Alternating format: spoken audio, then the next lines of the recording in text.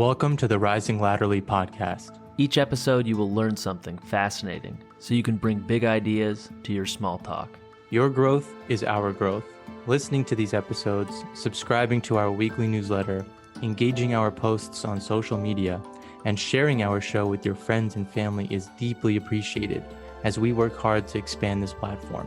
You can also visit our page at buymeacoffee.com to contribute what you think the show is worth. To the folks who are taking this step, we can't thank you enough. Look for the link in our show notes for more details about how you can support and follow us. And now, please enjoy this episode. Our guest today is someone who has helped dissect many people and their personas. She's someone who has shared tons of insights and pieces of wisdom. She's likely had people feeling like their entire world is completely upside down. She's revolutionized the way people think about their entire approach to existence. And because of all that, I'm pretty sure she's triggered plenty of people along the way who embark on their roller coaster journey to become someone who embodies a life built on self-love and her inner inquiry, just as she's done and continues to do and inspires people to do. She's the author of 4 books, 3 of which are New York Times bestsellers, including her landmark books, The Conscious Parent and The Awakened Family. She's been on Oprah. She's been on with Jay Shetty. She's been around the world. And she's so cool that if you visit her Instagram page, you'll see a video of Alicia Keys reading the poem that opens up her new book, the one that we're going to be talking about today, A Radical Awakening. It's published by HarperCollins and it came out recently. I'm glad we have the original version that has the lotus flower on it. Dr. Shefali, welcome to the Rising Laterally podcast, and thanks for being here. Oh, thank you for having me. It's a pleasure. Now, the honor is all ours, and the book was deep. It was super eye-opening. And before we get into it, Jay and I actually wanted to know a little bit about you. So if we can start with where you grew up, what life was like at that time for you, and maybe a few of the key pit stops along your journey that's led you to this point. So I grew up in Mumbai, India, and spent my entire childhood in India and left when I was 21. I always had a burning desire to leave. Came to California and San Francisco, studied at a fabulous school called the California Institute of Integral Studies, which is a school that integrates Eastern spirituality with Western psychology, which is what I ended up really embodying in my own life. I began meditating at the age of 21 and really soul searching deeply, and continued my studies in psychology, helping people, coaching people, teaching people. And then I went and pursued a PhD in clinical psychology at Columbia University in New York, and have been writing books and lecturing and helping people. And I have a private coaching practice, but I also have a coaching institute where I train coaches to become conscious parent coaches. So we've now trained over 475 coaches. Wow. And I've only been open for like barely 2 years. So Nice. We're sending coaches out into the world who believe in this kind of work so that we can have more of us out there. That's awesome. That's wonderful work. And I know that just reading through your book, if more people can become more awake, whether you're female or male, it helps everyone. And so that's why we're really excited to talk about your book. And, I actually wanted to start with your book with something that you had in the middle of your book, which was 5 questions that I think actually could be really good first date questions, but they also set the tone for this conversation. And the reason I'm bringing it up is because July 4th, over the weekend, I had started to hear some stories about some friends that were going back out as cities were reopening. And just some of the first questions that they were asked on dates were just kind of atrocious. Like, when was your last relationship and things like that. So there are 5 questions I want to start with.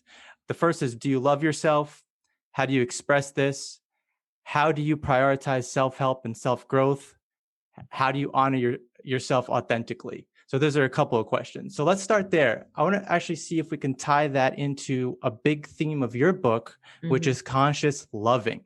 And this idea that if people can just shed what they think about themselves and just see themselves with full compassion, then they'll see that in other people. So can we expand on conscious loving and some of those questions and why it's such a big part of awakening? Yeah, because, as a psychologist, I see how many of us are so wounded from childhood. And because of that wound, we are unable to give and receive love consciously. So, what we do in the name of love, in the replacement of true love, is we get attached to people and dependent on them, and we get confused that this is love, but it isn't. It's just the reenactment of early childhood, and we're trying to heal our wounds, but we're doing them in the wrong way. So, in this book, I give women, especially, it's for men too, but mostly women, a path where they can move out of the morass of their childhood and enter a greater embodiment of consciously accepting themselves. Because ultimately, the reason why people cannot love others is because they haven't arrived at a place of conscious loving for herself. So, for themselves. So, until they can do that for themselves, that vital task for themselves, they will not be able to do it for anyone else, and they will just be in reenactments of their childhood patterns. Yeah, that was huge for me to learn because my entire life I've been living as if like compassion means you have to do something for another person, when the reality is that even just saying it out loud, you realize that compassion is just really, you have to start with yourself and you have to know what love is worth to you. Yes, yes. People mistake compassion for self-sacrifice, and that's a very common thing, especially in women. We've been raised and conditioned and patterned and indoctrinated to believe that compassion means compassion for others, which means you allow others to have first place, to do whatever they want, to go first in the line. And we women, more than men, have equated compassion with self obliteration.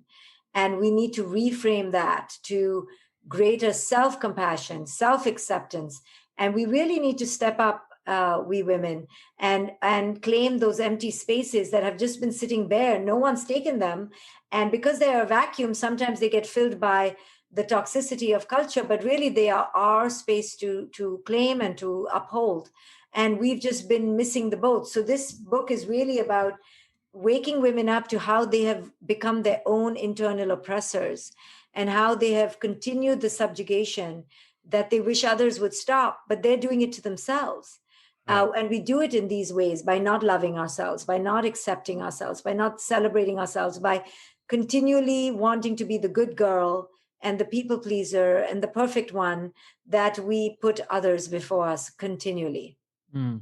And how long do you think that's been going on as a culture, Dr. Shefali? It seems like it's not, certainly not a recent phenomenon, but how far back would you place that idea of women not having enough compassion for themselves or feeling like their life needs to be lived for others or other men potentially in Yeah, their life? and many modern Western women will scoff at that, and they'll be like, "I don't live my life for any man." So it's not so much about living for any man; it's a deep disconnection to one's own authentic self. So how long has that been going on? Well, since time immemorial, but definitely, I think since we moved away from nature and we live more in an industrialized, fast-paced, mechanized world, we are getting increasingly severed from our authentic self. We're seeing even our children now on social media, on automatic robot control, and that's certainly not good for the soul. So this has been a work in progress for eons, and now I think we're at a calamitous culmination where we are really disconnected from the self. This book is about how women are disconnected from their inner knowing, from their inner voice, and how they can claim it. It's a true path for how to reclaim their true inner sovereignty. So some women do it by pleasing the man, some women do it by achieving a lot, some women do it by excessively dieting.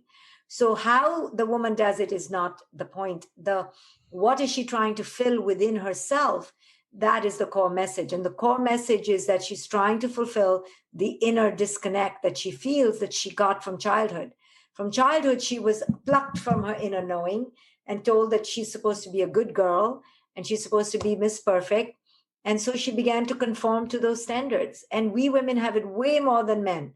You poor guys read the book, you must be like, what's wrong with these women? But we No. have different standards than you. We're raised in a different movie, in a different Mm. story. Oh, absolutely. And obviously, we've never walked in your shoes or any female shoes, but I can tell you reading the book, like I was feeling powerful about myself and like being a human and our capabilities. And I also felt the connection to like, you have to just work on what's going on inside, regardless of what's going on in the outer world. So there was a lot of overlap. But I mean, at one point in your book, you talk about how you talk about in the framework of women, but I think we all are looking for approval and validation and praise. And there's a lot of disconnect and you kind of keep searching for that. Yeah, you guys stereotypically look for approval, validation, and praise through your doing, through your achieving, through your competition, through your success. We have it a little deadlier. I'm sorry, I'm taking the prize all the time. I'm like, no, but we have it worse. I don't mean to make us sound like victims, but we really have it deadlier. And this is how we are looking for approval, validation, and praise from our being. You are doing it from your doing, which is hard. It's toxic. It's a lot of pressure for you to succeed and compete. But we have to be the ones who are approved, meaning we have to, in our nature, become so pleasing, so harmonizing, so conflict avoiding, because it's through our being we're going to get the validation, approval, and praise. And then through the doing. So we have the being and the doing. You just have the doing. And boys will be boys, right? You're not trying to be a good boy. There's no such archetype as the good boy. But let me tell you, there is an archetype of the good girl.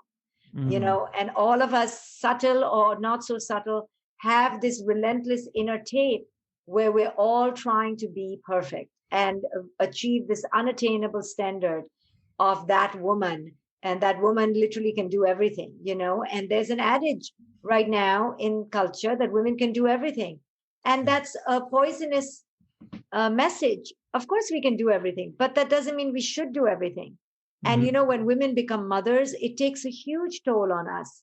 And I remember being a mother and feeling the pressure, oh, you can do everything, you should do everything. Going back to school for a PhD, getting my body back, being the best wife. No, we can't do everything. Right. So we should be told, yes, you can, but that doesn't mean you should. The best love you can have for yourself is self-love. And arriving at that place is the most healing thing you can do for yourself and your children. Yeah, absolutely. At one point in the book, I really like that line. You say we're not, I think, fundamentally human doings, we're human beings. And I think that ties into your point right there. It's certainly profound. I can imagine how much internal pressure that must be, feeling like you have to conform at your core to a cultural script or a family script, not just act it out, but really, embody that at the deepest point of your soul. And that I can imagine just a ton of pressure.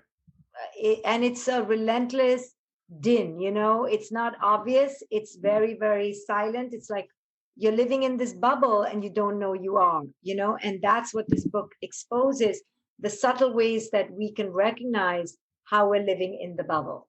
Yeah. I mean, you say we don't live a life, we live a pattern.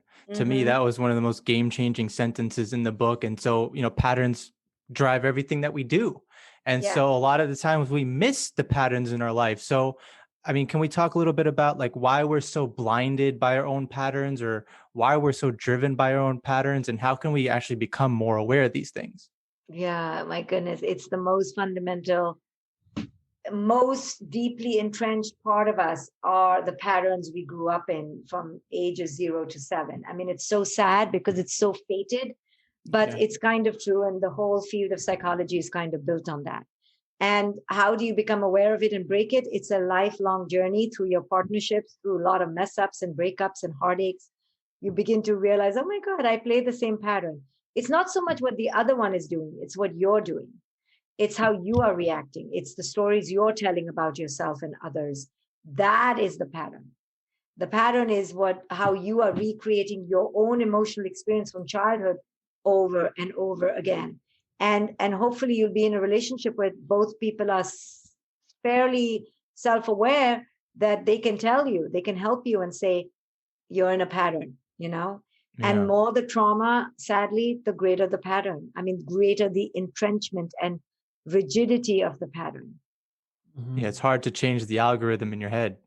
It's really hard. And you think you're conscious, you think you got yourself together, and you're like, damn, I'm just these basic 5 years of my life, I'm replaying them over and over again. And I think at one point too, you talk about how the sensitivity of the child can affect what they carry forward with them. So maybe as a Yes. kid, you were really receptive to those messages. And even now you can recall your childhood in really high clarity, and that can actually make it harder to move on. That's another Yes. variable that makes it harder to move on. Yes. Yeah. Some children are sensitive by temperament and they are more fragile and more deeply affected. Absolutely. So temperament has a huge role. Some children are just like things just roll off their back and they don't get affected so much. And nurture is extremely important, but nature is also playing its role. But if you had to tell me where to tip the scale, I would tip it more to nurture, and nurture, because nurture is, is can override the nurture. It's in control now, and your nurture is just in your nature is just reacting to the nurture at the end of the day. But anyway, the wisest approach is to take an epigenetic approach, that it's both, it's interactive, but those first years definitely affect you deeply for the rest of your life. Yeah, even before you come out, you're like given a name, you're given a culture, you're given a religion, and you're fighting Yes. all this as soon as you're even making your first cry. And earlier you had mentioned how we're all kind of moving away from nature and how that's causing a lot of disconnect. And it's interesting to think about the tie to religion with that, and like just thinking about how there are religions out there that talk about, in 7 days, in 6 days animals came, and then in the seventh day a human came, and we're already kind of like separating ourselves from the animal world when we are all animals. Right. And I know you spend a big chunk of the book talking about our nature and male and female. So I think the real question is that I want to ask you is, why does one sex try so hard to climax while the other tries so hard not to? It's in your nature, it's in your biological nature. You can't help it. Your as in the male's penile internal interneuronal connection is so on fire. Uh, Now, why? Because by the biological imperative to proliferate, to spread the genes, is on the male. That's why you have millions of cheap sperm just like spurting out any moment, right? And so the onus to spread that sperm is on you. So nature had to make it easy for you and inviting for you to keep doing it every day. You're ready to do it a couple times a day. Why? Because it's so pleasurable and it's easy. It doesn't take much. Your visual stimulation network within your brain is on fire too. Like guys can climax just through visual stimulation. You also are very keen on visual stimulation and you need visual stimulation, and also any visual stimulation that looks remotely like anything sexual will do. And you can climax really fast. This is why you are given the burden to spread the gene. Nature gave one sex that burden, and it's the male. And it made it very pleasurable for you to do it so that you don't feel like it's a burden. But you're doing nature's job by spreading your sperm everywhere. And the more the better for you, and the more variety the better. And it's if it made it hard for you to climax, then you wouldn't want to do it. Now take the female. The female has this one golden egg that comes down in the middle of her cycle, in the middle of the month, and just sits there, doesn't do anything. And you, the male sperm, has to come and swim and find it and attach to it, but the egg just sits, right, for 4 or 5 days. If it doesn't work, it sheds. There's no action, there's no impetus, there's no burden. It's a passive receptive process, because we females come into action later when we are going to give birth. Our entire body is to give birth. Your entire body is to create the conditions for birth, right? You have to impregnate, we are pregnated. So these are the two roles that nature gave. So it made it very hard for us to climax, because we choose our climax. Like, who is going to be getting this egg, right? So if we were climaxing all the time, we wouldn't choose who gets this golden egg. And nature wanted us to choose female selectivity. So we choose the best. Of course, we don't do this, but this is the idea. And in the quote unquote non-human animal world, the males are trying to get the females, and the females are selecting. If you look at the mating practices, females are watching, and the males are the ones with the colorful feathers and the colorful beaks and the plumes, and they're the ones who are having to put on a show. The female is just waiting. They have it right. We have it wrong here in this crazy world that we live in. And we women are chasing men. I mean, we're totally crazy to do that. We're not supposed to be doing that according to our biological nature. So that's why it's very pleasurable for you, because you next time somebody scoffs at you and makes fun of how quickly you climax, you say, "Excuse me, I am doing nature's work. Okay? Nice. I am not horny and I'm not impatient. I am made like this." Yeah. We'll be sure to clip that. Fault. It's not your fault at all. And I know many men get shamed, feel embarrassed, think that they're less of a man because they climax fast. It's not your fault. And let me tell you, many women are very happy. They're like, okay, can we move on? Right. So it's a whole, it's like a chore for them. Yeah. It's kind of like a chore if the man is also emotionally immature. But yes, it takes a lot for our bodies to be in sync. And also culture has screwed us, because culture has made us feel like our sexuality is, to be slutty, to be, ashamed about. So we women are ashamed about our sexuality. Yeah, I mean, the reason I asked that question is because it leads into the idea that, you wish more people told you that you would be a prey. And I think more women can hear that. So, it kind of leads to that idea of predator versus prey. Yeah, this is a big one. And, ever since I was young, I was being molested and touched and pawed growing up in India. And no one warned me that this is going to happen to me and this is what I should do and how I should react.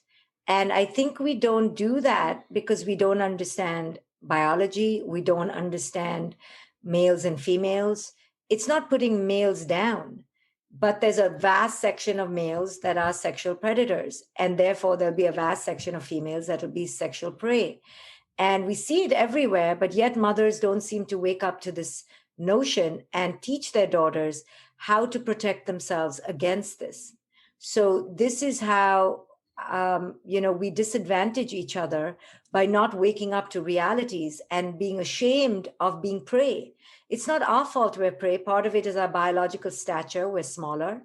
And part of it is that the males have this intensely high sexual libido that makes them on the hunt all the time. So given these two factors, it's quite natural that we will be prey. So it's not our fault. We're not weaker or dumber for being prey, but we need to own that we are sometimes going to be prey. Right. Therefore, we need to count on each other. We need to count on sisters. We need to count on our tribe. We need to count on our mothers. And we should never allow ourselves to be abused. But because we're not prepared for this, we end up getting abused and thinking it's our fault.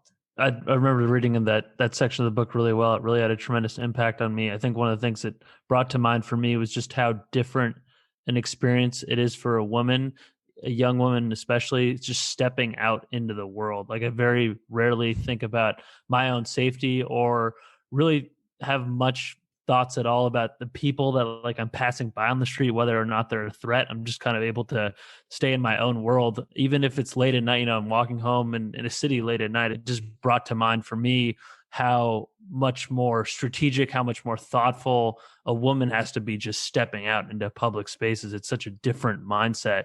Oh, it's such a different mindset, and men are disconnected from our reality. We're disconnected from your reality, but you have privilege. You have privilege of being the dominant sex and walking around, like you said, without a care. And we don't have that privilege. And it's a great burden. I mean, I was molested maybe, 14 times by different people. By the time I was like 9, you've not had that experience, right? So right there, we're different. It's like a black person, a white person. Right there, we're different, right? And the only way we can really break down these barriers between sexes or genders or races is by having conversations like this. And actually people in the dominant position wanting to know about the weaker position, right? It's not our job to educate you. You have to be educated. So I appreciate that I'm talking to 2 guys who've read my book. That's immense and that's amazing. And that's how we break down these barriers. When the people in positions of power take an interest, create the space, and make a conscious effort to change. Yeah, Jay and I, we don't think we're afraid of the empowered women. We actually have been featuring several, and we just think that if more women can live in truth, then more people can live in truth, and like Yes. who doesn't want to live that way? So I think this is important as well. But a lot of this is kind of coming back to something that you had mentioned earlier around like you may have had to grow up in a culture where you had to be the good girl or the nice girl, and because you've been doing that your whole life, you can't say no now. So a lot of people have trouble saying no later in life because they've just been conditioned to say yes or be nice their entire life, and that leads to a completely toxic situation. Yes, yes. So you continue that pattern of being the good girl, of being the people pleaser, of not having boundaries. So now you create monsters around you who expect that from you, and you can't break the pattern because now they have put you in that cage too. So there's Right. a dynamic that gets created, and it's very hard to break the dynamic. Yeah, absolutely. And you talk too about the difference between the archetypal giver and the archetypal taker. Mhm, And I think at one point in the book, you share the idea that givers can't stand to be seen as self absorbed and takers mhm, can't stand to be seen as a failure. I thought that was mhm. such a fascinating concept because, takers can look at givers and say, like, how are you possibly this comfortable with looking so uncompetitive or incompetent? And a giver would look at a taker and think, the same thing about how could you possibly be so comfortable looking so narcissistic. And I Yeah, think that was, to me, it was just a reminder that everyone has a different reputation that they're mm, trying to uphold. yes, very good. And yeah, maybe we really don't understand each other if we don't understand one another's self-concept and what they're trying to project out into the Yes, world. very good, very good. Each one of us is married to an internal script. And until we don't understand what each person's wound is, we're like, what's wrong with you? Right. Right, yeah, But exactly. for them, that's what's important to them. And that's why understanding people's history and how self-aware they are is extremely important. If they're not self-aware, we cannot do this work, right? So Yeah. the basic conditions for growth, the basic conditions are self-awareness and a willingness to look at your patterns. Yeah, I think it's interesting because like it actually turns out that we're pretty much all pretty robotic. Like if you think about our attachments to everything, whether Mhm, it's a person or our job or whatever mhm. we're attached to, and then the fact that we're just a bunch of toddlers that grew up or Yeah, didn't grow up, but we're just like yeah, adult toddler. When you think about it like that, we're all pretty robotic. yeah. We're robotic in our patterns, and we can pay the bills and we can look fancy in fancy ball gowns, but emotionally, Yeah. we stay toddlers until we really do a lot of inner healing. Yeah, and you're right about when we do go through that inner healing, when we do start to break out of our patterns, that can create dramatic upheavals in our relationships. And it makes sense if we have like a persona for years and all the people that we collected in our lives were drawn to us for that persona. When we decide to take off the mask and step into a more authentic version of ourselves, suddenly, our friends or our partners, we're not the They person that they protest. signed up for. Right. Right, Exactly. So right. I'm curious, like when you work with your clients and your patients, how often do you see when someone brings out the authentic version of themselves that actually catalyze positive evolutions in their relationships? And how often do you find that it reveals relationships for people that they just need to draw to a close entirely? Sometimes it's the dynamic can adapt and elevate and mold, and sometimes it just doesn't. Mhm. Sometimes it has to be released and sent away and let go, and that's okay. And people need to know that that's part of the evolution. That don't expect that you change, and that everyone will come to you, come with Mm. you with the change. Some people cannot change. Yeah. Around that setting boundaries, there was a line in there I think that we can share that can help people as they think about setting boundaries. All they have to think to themselves is, look, if something doesn't feel right to me, I'm just not going to participate in it. And that's something that you can say to people. It's not a direct no. It's not a rude no. It's just like, look, I'm looking out for myself. It doesn't feel right inside. And so therefore, I'm not going to go forward. Right, right. And that's hard. That is the hardest part of this work, is that you have to let go of these past patterns. You have to let go of these past relationships, and that makes you feel like a bad person. And you Right. begin to question, maybe I shouldn't grow, maybe I shouldn't change. But that's not the focus. The focus should be on the growth and the change, and realizing that these upheavals and disruptions come with the growth. Especially potentially in the context of divorce. You read a lot about how divorce is so heavily stigmatized, and really we need to change our relationship with divorce, and it might start with changing our relationship to marriage and making it more centered around growing together rather than maximizing longevity. I thought that was a great point. Yes. So most of the marriage model right now is just focused on longevity. How long are you staying together? Not whether you're happy, whether you're growing, whether you're fulfilled. And that's why women get stuck in it, because culture puts this pressure that it needs to be for a certain span of time, not about emotional depth or connection. Mm-hmm. Yeah. So, I mean, it's like couples should think about like blossoming into two people that want to see each other grow. And, you know, you don't have to think about yourself as like a forged rock. I think one of the mistakes I make in my marriage is that I always think that like we're together, when the reality is that I've also asked for independence. So I cause confusion myself. Yes. And it's like, you know, if you just think about marriage as something where two people can live together and not have a boring life and a lonely life, and they just want to watch each other grow, that might be a way to think about it. Well, exactly. So in order to change that paradigm from the traditional companion, roommate, you know, just stay together for the sake of staying together paradigm to one that is bold and able to renegotiate the dynamic in a way that encounters growth, is going to take time. People are not ready for this dynamic shift, this paradigm shift. And also it would mean that both in the relationship feels empowered to take mutual ownership. But when there is oppression in a relationship or dominance or abuse, then the one in the lower totem will not be able to rise up. And that's why many women are stuck in unhappy relationships and unable to get out of them. And you brought up a word there, tradition.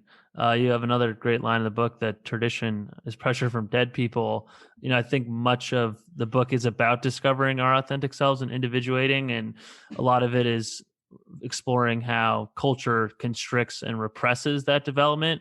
Mm-hmm. I mean, marriage is very much, you know, a traditional structure.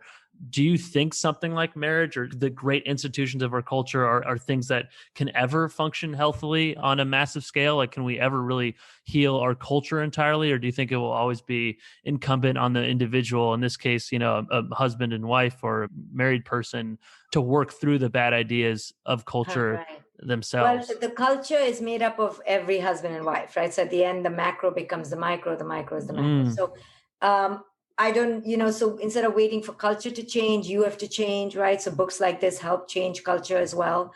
But the mainstream is the mainstream, and this will be always unconventional against the mainstream. The mainstream is a huge tidal wave, and it needs to be reckoned with. And it cannot just be ignored. It cannot be simply put aside. It needs to be recognized as something that we need to constantly confront, to challenge, to dialogue with, renegotiate. But it takes brave people to do that. Some people are so embedded in the mainstream that they're swallowed by it, right? They just cannot bring themselves up for air. Because our entire life we've just been taught to like possess things or be attached or have a craving, and it's really hard to then detach. And I think like there was a huge concept in your book that we can talk about, which is around like, why do we attach ourselves to things when nothing's permanent? I mean, let's talk about impermanence actually being a force of life that allows life to continue. It's pretty interesting to think about. Well, then in the last part of the book, I give people spiritual tools to awaken from the matrix. So in that portion of the book, I talk about impermanence, that, you know, essentially all of life is impermanent, yet we humans are scrambling for a sense of permanence through these identities that we create. And these identities in themselves are empty of real substance. So when we can, these are deeper spiritual, you know, traditions and understandings. And when we can understand that everything in life is already impermanent, then all our possession, our control, our desire to be part of a system kind of melts away. So we have to arrive at this place of inner wisdom that understands philosophically that life is essentially out of our control. But we we understand it intellectually, but we don't live it. And because we don't live it, we forget. And so then we attach. And because we're so hungry for worth and significance, and we think that we are impermanent, right? So we don't even exist, really. We're just here, a speck of dust on a speck of dust on a speck of dust on a speck of dust. But we don't believe that in our core. We intellectualize that we are very important.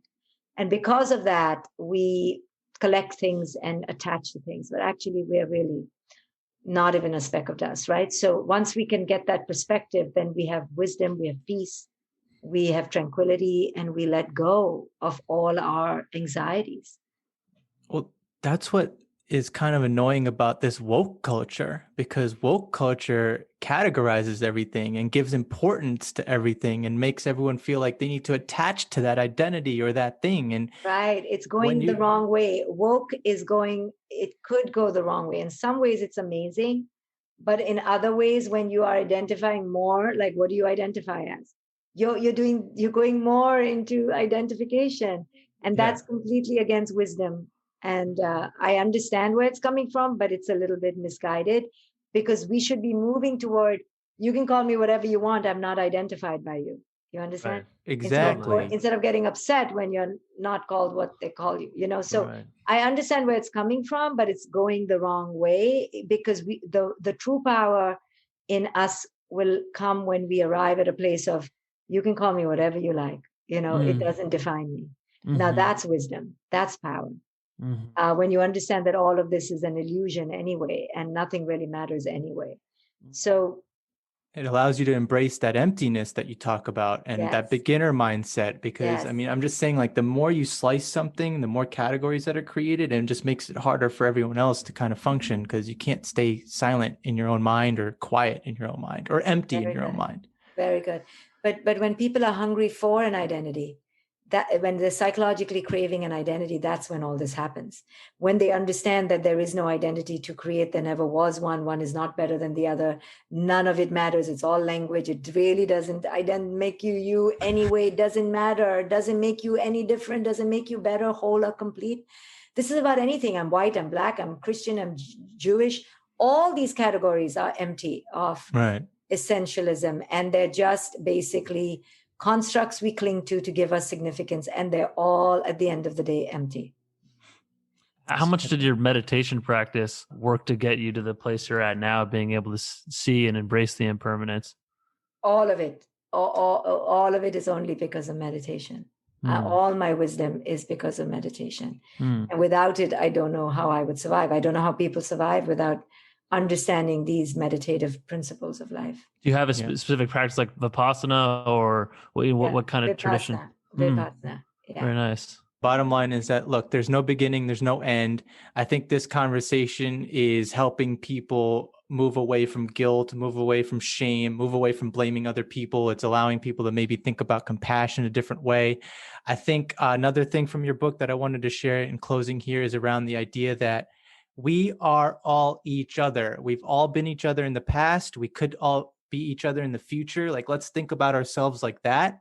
And just think about, if we're creating an atmosphere for ourselves or the people that are around us that's allowing for truth and diversity and transparency to ooze out. If you're not creating that environment, then shame and judgment is going to continue. So I think we all have to take ownership of where we are and what role we play in our lives.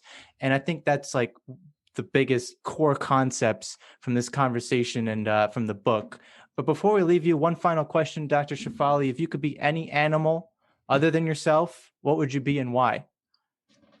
I think I'd be a bird. Because I like to look at things from the aerial perspective. I like to not belong to a single place.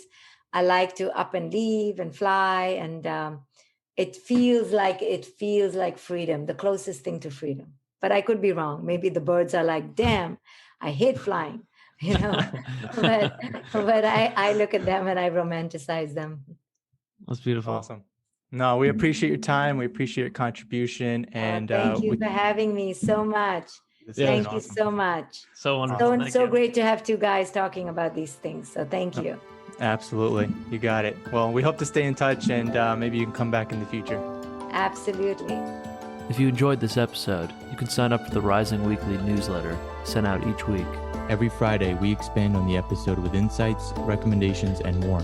You can sign up at risinglaterally.com. Thank you.